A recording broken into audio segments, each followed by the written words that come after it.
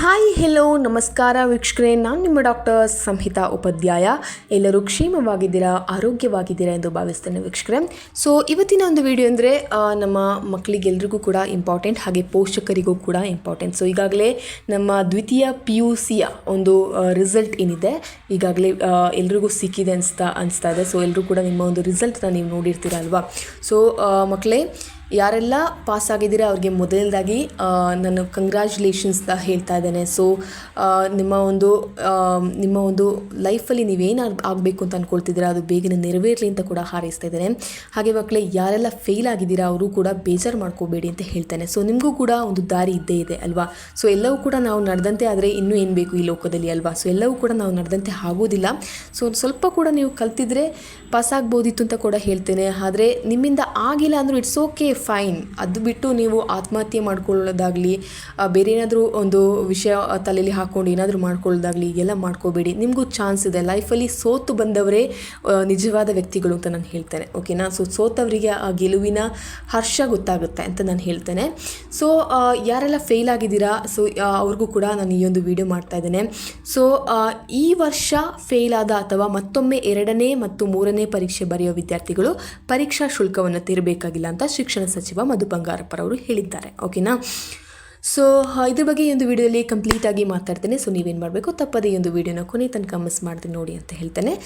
So ಅದಕ್ಕಿಂತ ಮುಂಚೆ ನೀವಿನ್ನೂ ಕೂಡ ನನ್ನ ಚಾನಲ್ಗೆ ಸಬ್ಸ್ಕ್ರೈಬ್ ಆಗದೆ ನೋಡ್ತಾ ಇದ್ದೀರಾ, ಹಾಗಿದ್ರೆ ಪ್ಲೀಸ್ ಸಬ್ಸ್ಕ್ರೈಬ್ ಆಗಿ, ಶೇರ್ ಮಾಡಿ, ಲೈಕ್ ಮಾಡಿ, ಸಪೋರ್ಟ್ ಮಾಡಿ, ಹಾಗೆ ಕಮೆಂಟ್ ಕೂಡ ಮಾಡಿ ಅಂತ ಹೇಳ್ತೇನೆ. ಹಾಗೆ ಯಾರೆಲ್ಲ ಸಬ್ಸ್ಕ್ರೈಬ್ ಆಗಿದ್ದೀರಾ ಅವ್ರಿಗೆ ಥ್ಯಾಂಕ್ಸ್ ಲಾಟ್ ಅಂತ ಹೇಳ್ತಾ ಫಟ್ ಅಂತ ವಿಡಿಯೋಗೆ ಹೋಗೋಣ ವೀಕ್ಷಕರೇ. ಸೊ ಶಿಕ್ಷಣ ಸಚಿವ ಮಧು ಬಂಗಾರಪ್ಪ ಕರ್ನಾಟಕ ಶಾಲಾ ಪರೀಕ್ಷೆ ಮತ್ತು ಮೌಲ್ಯ ನಿರ್ಣಯ ಮಂಡಳಿ ಕಚೇರಿಯಲ್ಲಿ ದ್ವಿತೀಯ PU ಫಲಿತಾಂಶ ಪ್ರಕಟಿಸಿದ ಬಳಿಕ ಸುದ್ದಿಗೋಷ್ಠಿ ನಡೆಸಿದ ಮಾತಾಡಿದ್ದು, ಈ ವೇಳೆ ಫೇಲ್ ಆದ ವಿದ್ಯಾರ್ಥಿಗಳಿಗೆ ಮತ್ತು ಪಾಸಾದರೂ ಕಡಿಮೆ ಅಂಕಗಳನ್ನು ಪಡೆದು ಫಲಿತಾಂಶವನ್ನು ಸುಧಾರಿಸಿಕೊಳ್ಳಲು ಬಯಸುವ ವಿದ್ಯಾರ್ಥಿಗಳಿಗೆ ಖುಷಿ ಸುದ್ದಿಯನ್ನು ನೀಡಿದ್ದಾರೆ, ಓಕೆನಾ. ಸೊ ಅದೇನೆಂದರೆ 2ನೇ ಮತ್ತು 3ನೇ ಪರೀಕ್ಷೆ ಬರೆಯುವ ವಿದ್ಯಾರ್ಥಿಗಳು ಪರೀಕ್ಷಾ ಶುಲ್ಕವನ್ನು ತೆರಬೇಕಾಗಿಲ್ಲ ಅಂತ ಹೇಳಿದ್ದಾರೆ. ಸೊ ಈ ಸೌಲಭ್ಯವನ್ನು ಕೇವಲ ಈ ವರ್ಷಕ್ಕೆ ಮಾತ್ರ ಸೀಮಿತಗೊಳಿಸಲಾಗಿದ್ದು, ಮುಂದಿನ ವರ್ಷ ಎಂದಿನಂತೆ ಪ್ರತಿ ಸಬ್ಜೆಕ್ಟ್ಗೆ ಇಂತಿಷ್ಟು ಹಣ ಒಂದು ಶುಲ್ಕ ಏನಿದೆ ಇದನ್ನು ನಿಗದಿ ಮಾಡಲಾಗುವುದು ಎಂದು ಮಾಹಿತಿ ನೀಡಿದ್ದಾರೆ. ಸೊ ಇದೊಂದು ಗುಡ್ ಅಂದರೆ ಒಂದು ಒಳ್ಳೆಯ ವಿಷಯ ಅಂತಲೇ ಹೇಳ್ಬೋದು. ಸೊ ನೀವೆಲ್ಲಾದರೂ ಫೇಲ್ ಆಗಿದ್ದರೆ ನೀವು ಬೇಜಾರೇ ಮಾಡ್ಕೋಬೇಡಿ. ಸೊ ಎಲ್ರಿಗೂ ಕೂಡ ಲೈಫಲ್ಲಿ ಸೋಲು ಅನ್ನೋದು ಇದ್ದೇ ಇರುತ್ತೆ, ಓಕೆನಾ. ಸೊ ಸೋತು ಬಂದವರೇ ಒಂದು ಗೆಲುವಿನ ಹರ್ಷದಲ್ಲಿರ್ತೀರ. ಒಂದು ಗೆಲುವು ಏನು ಅಂತ ಗೊತ್ತಾಗಬೇಕಾದ್ರೆ ಸೋತಿರಬೇಕು ನೀವು ಲೈಫಲ್ಲಿ. ಸೊ ನೀವು ಒಂದು ಸಲ ಸೋತಿದ್ರೆ ನಿಮಗೆ ಆ ಗೆಲುವಿನ ಒಂದು ಖುಷಿ, ಆ ಗೆಲುವಿನ ಹಿಂದಿರುವ ಒಂದು ಉನ್ಮೇಷ ಏನಿದೆ, ಸೊ ಆ ಒಂದು ಗೆಲುವಿನ ಹಿಂದಿರುವ ಒಂದು ಕರಾಳ ಸತ್ಯ ನಿಮಗೆ ಗೊತ್ತಾಗುತ್ತೆ, ಓಕೆನಾ. ಸೊ ವೀಕ್ಷಕರೇ, ಸ್ಟೂಡೆಂಟ್ಸ್ ಯಾರೆಲ್ಲ ಈ ಒಂದು ವಿಡಿಯೋನ ನೋಡ್ತಾ ಇದ್ದೀರಾ, ಹಾಗಿದ್ರೆ ಫೇಲ್ ಆಗಿದ್ದರೆ ಬೇಜಾರು ಮಾಡ್ಕೋಬೇಡಿ. ಹಾಗೆಯೇ ಯಾರೆಲ್ಲ ಪಾಸ್ ಆಗಿದ್ರೆ ಉತ್ತಮ ಅಂಕಗಳನ್ನ ಗಳಿಸಿದರೆ ಅವರಿಗೆ ಕಂಗ್ರ್ಯಾಚುಲೇಷನ್, ಹಾರ್ಟ್ಲಿ ಕಂಗ್ರ್ಯಾಚುಲೇಷನ್ ಅಂತ ಹೇಳ್ತೇನೆ. ನಿಮ್ಮ ಎಲ್ಲ ಡಾಕ್ಟರ್ ಆಗಿರಲಿ, ಇಂಜಿನಿಯರಿಂಗ್ ಆಗಿರಲಿ, ಕಾಮರ್ಸ್ ತಗೋಬೇಕು ಅಂತ ಇದ್ದೀರಾ ಅವರಾಗಿರಲಿ, ನಿಮ್ಮ ಉನ್ನತ ಒಂದು ಮಟ್ಟಗಳಿಗೆ ತಲುಪಲಿ ಅಂತ ಹೇಳ್ತೇನೆ. ಹಾಗೆ ಯಾರೆಲ್ಲ ಫೇಲ್ ಆಗಿದ್ದೀರಾ ಅವರು ಬೇಜಾರು ಮಾಡ್ಕೋಬೇಡಿ. ಯಾವುದೇ ರೀತಿಯಲ್ಲಿ ಮನಸ್ಸನ್ನು ಒಂದು ಕೆಳಗೆ ಹಾಕಬೇಡಿ, ನಿಮ್ಮ ಮನಸ್ಸನ್ನು ಕೆಳಗೆ ಹಾಕಬೇಡಿ. ಇನ್ನೊಂದು ಸಲ ಎಕ್ಸಾಮನ್ನು ಓದಿ, ಇನ್ನಾದರೂ ಚೆನ್ನಾಗಿ ಓದಿ ಒಂದು ಪಾಸ್ ಆಗೋಷ್ಟು ತಗೊಳ್ಳಿ. ನಾನು ಮತ್ತೊಂದು ವಿಷಯನ ಹೇಳ್ತೇನೆ ವೀಕ್ಷಕರೇ, ಸ್ಟೂಡೆಂಟ್ಸ್ ನಿಮಗೆಲ್ರಿಗೂ ಕೂಡ ಏನಪ್ಪ ಅಂದರೆ ಕೇವಲ 100 ಔಟ್ ಆಫ್ 100 ತೆಗೆದವರಿಗೆ ಮಾತ್ರ ಈ ಲೋಕ ಇಲ್ಲ, ಓಕೆನಾ. ಸೊ 100ರಲ್ಲಿ 35 ತೆಗೆದವರಿಗೂ ಈ ಲೋಕ ಇದೆ, ಓಕೆನಾ. ಸೊ 35 ತೆಗೆದವರು ಒಂದು 100 ತೆಗೆದವರಿಗೆ ಸಮನಾಗಿ ವರ್ಕ್ ಮಾಡೋದನ್ನು ನಾನು ನೋಡಿದ್ದೇನೆ. ಸೊ ಮಾರ್ಕ್ಸಲ್ಲಿ ವಿಷಯ ಇಲ್ಲ, ಅಷ್ಟೊಂದು ದೊಡ್ಡ ವಿಷಯ. ಮಾರ್ಕ್ಸ್ ಬೇಕು, ಬೇಡ ಅಂತ ನಾನು ಹೇಳ್ತಾ ಇಲ್ಲ, ಬಟ್ ಎಲ್ರಿಗೂ ಕೂಡ ಒಂದೇ ರೀತಿ ಮಾರ್ಕ್ಸ್ ತಗೊಳ್ಳೋಕ್ಕೆ ಆಗೋದಿಲ್ಲ ಅಲ್ವಾ. ಸೊ ಎಲ್ಲರೂ ಕೂಡ ಅವರವರ ಮೈಂಡ್ಸೆಟ್ ಬೇರೆ ಆಗುತ್ತೆ, ಅವರವರ ಒಂದು ಮಾರ್ಕ್ಸ್ ತೆಗೆಯೋ ಒಂದು ಕಲಿಕೆ ಒಂದು ಸಮಯ ಬೇರೆ ಆಗಿರುತ್ತೆ, ಎಲ್ಲವೂ ಕೂಡ ಬೇರೆ ಬೇರೆ ಆಗಿರುತ್ತೆ. ಎಲ್ಲ ವ್ಯಕ್ತಿಗಳಾಗಿರಲಿ, ಎಲ್ಲ ಸ್ಟೂಡೆಂಟ್ಸ್ ಆಗಿರಲಿ ಅವರವರು ಸೇಮ್ ಆಗಲಿಕ್ಕೆ ಸಾಧ್ಯನೇ ಇಲ್ಲ.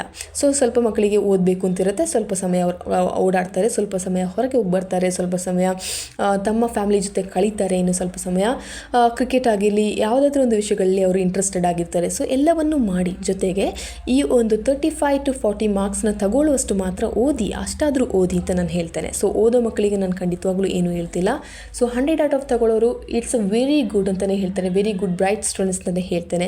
ಬಟ್ ಎಲ್ಲರೂ ಕೂಡ ಒಂದೇ ಥರ ಇರೋದಿಲ್ಲ. ಸೊ ಪೇರೆಂಟ್ಸ್ಗೂ ಕೂಡ ನಾನು ಇದನ್ನೇ ಹೇಳ್ತೇನೆ, ಯಾರನ್ನು ಬ್ಲೇಮ್ ಮಾಡಲಿಕ್ಕೆ ಹೋಗಬೇಡಿ, ಓಕೆನಾ.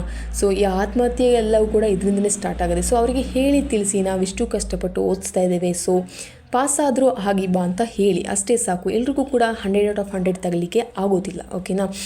ಸೊ ಒಂದು 35-40 ಎಲ್ರಿಗೂ ಕೂಡ ತಗೋಬೋದು. ಹಾಗೆಯೇ ಪೇರೆಂಟ್ಸ್ನ ಕೂಡ ನಾನು ಎಲ್ಲೂ ಬ್ಲೇಮ್ ಮಾಡ್ತಾ ಇಲ್ಲ, ಬಿಕಾಸ್ ಅವರು ಕೂಡ ಕಷ್ಟಪಡ್ತಾ ಇದ್ದಾರೆ. ಆದರೆ ಒಂದು 100ಅಲ್ಲಿ ನಿಮಗೆ 40 ತಗೊಳ್ಳೋಷ್ಟು ಒಂದು ಎಲ್ಲ ಸಬ್ಜೆಕ್ಟಲ್ಲೂ 40 ಅಂತೂ ನಿಮಗೆ ಈಸಿಯಾಗಿ ಸ್ಕೋರ್ ಮಾಡ್ಬೋದು ಅಂತಲೇ ನಾನು ಹೇಳ್ತೇನೆ. ಸೊ ಫೇಲ್ ಆಗಿದರೆ ಇಟ್ಸ್ ಓಕೆ, ಫೈನ್, ಓಕೆನಾ. ಸೊ ನೆಕ್ಸ್ಟ್ ಏನು ಅದನ್ನ ಯೋಚನೆ ಮಾಡಿ. ಕಳೆದೋಯ್ತು. ಯಾವತ್ತೂ ನಿಮಗೆ ಕಳೆದ ಸಮಯವಾಗಲಿ ಕಳೆದ ಒಂದು ಮೂಮೆಂಟ್ಸ್ ಆಗಲಿ ವಾಪಸ್ ಬರಲಿಕ್ಕೆ ಸಾಧ್ಯನೇ ಇಲ್ಲ. ಹಾಗಿದ್ದಲ್ಲಿ ಮುಂದೆ ಏನು ಅದ್ರ ಬಗ್ಗೆ ಯೋಚನೆ ಮಾಡಿ. ನಿಮ್ಮ ಲೈಫಲ್ಲಿ ಯಾವತ್ತೂ ಎಲ್ರಿಗೂ ಒಂದು ಬ್ಯಾಡ್ ಮೂಮೆಂಟ್ ಅಂತ ಇದ್ದೇ ಇರುತ್ತೆ ಅಲ್ವಾ. ಸೊ ಆ ಬ್ಯಾಡ್ ಮೂಮೆಂಟನ್ನು ಯೋಚನೆ ಮಾಡದೆ ಅದನ್ನು ಯೋಚನೆ ಮಾಡ್ಕೊಂಡು ಕೂತ್ರೆ ನೀವು ಅಲ್ಲೇ ಇರ್ತೀರಾ. ಆದರೆ ಮುಂದಕ್ಕೆ ಏನು ಅಂತ ಯೋಚನೆ ಮಾಡಿದ್ರೆ ನೀವು ಇನ್ನೂ ಕೂಡ ಮುಂದೆ ಹೋಗ್ತೀರಾ ಹೊರತು ಹಿಂದೆ ತಿರುಗಿ ನೋಡೋದೇ ಇಲ್ಲ. ಇದು ನನ್ನ ಒಂದು ಅನುಭವ ಅಂತ ಕೂಡ ನಾನು ಹೇಳ್ತೇನೆ. ಸೊ ಸ್ಟೂಡೆಂಟ್ಸ್ ಆ್ಯಂಡ್ ಪ್ಯಾರೆಂಟ್ಸ್ ನಿಮಗಿಬ್ಬರಿಗೂ ಕೂಡ ಹೇಳ್ತೇನೆ. ಸೊ ಏನಾದರೂ ಒಂದು ಫೇಲ್ ಆಗಿದ್ದರೆ ಮಕ್ಕಳನ್ನ ಬ್ಲೇಮ್ ಮಾಡಬೇಡಿ. ಇನ್ನೂ ಓದಿ ಜಸ್ಟ್ ಪಾಸ್ ಆಗುವ ಮಾರ್ಕ್ಸ್ ಅದು ತಗೊಳ್ಳಿ ಅಂತ ಅವ್ರನ್ನ ಒಂದು ಖುಷಿ ಪಡಿಸಿ ಅಂತ ಹೇಳ್ತಾ ಈ ಒಂದು ವಿಡಿಯೋನಲ್ಲಿ ಸ್ಟಾಪ್ ಮಾಡ್ತಾ ಇದ್ದೀನಿ. Until then see you, it's me doctor Samhita Upadhyay. ಧನ್ಯವಾದಗಳು. Thank you.